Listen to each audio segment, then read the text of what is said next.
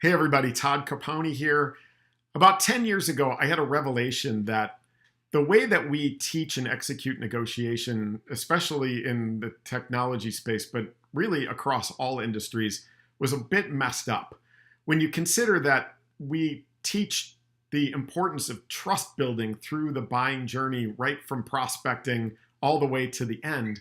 But right when we get to the goal line, when the customer says yes, and we've got that little final part to do, which is to negotiate the deal, sign the contracts, and then begin the execution of the contract, we suddenly change personas.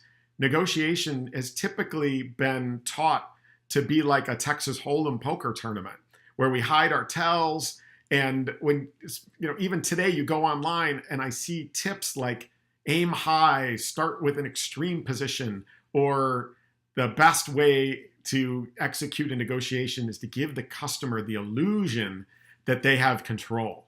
So when I see things like extreme and illusion, I know that basically what we're doing is we're just crushing trust. We're throwing it out the window right at the goal line. I mean, we're not negotiating the release of hostages. We're negotiating a product or a service contract.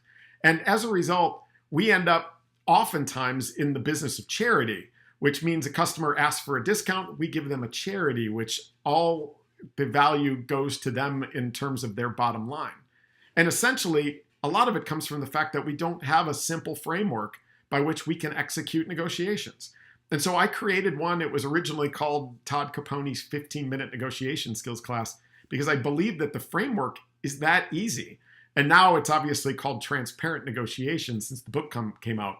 But essentially what it is laying your cards face up on the table and telling the customer that there is essentially four things that drive our business. The first one is volume.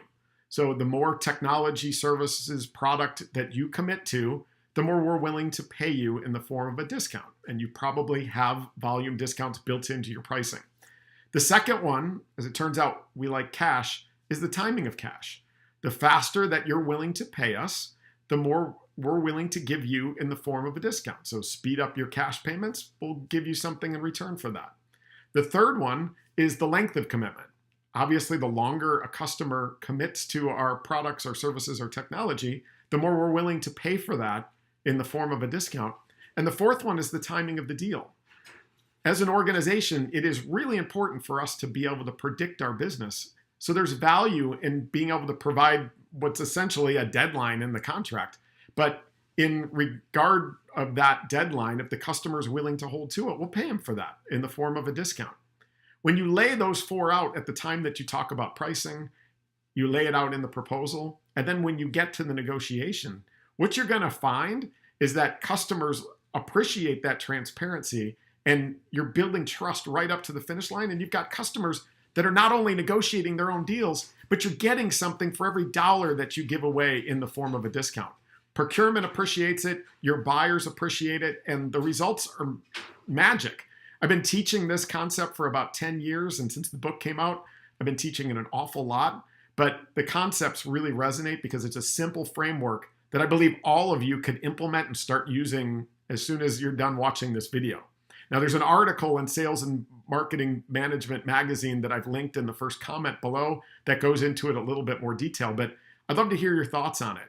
Is negotiation typically messed up? And is transparent negotiation this radical transparency that our industry and sales needs? Look forward to hearing your feedback. Thank you.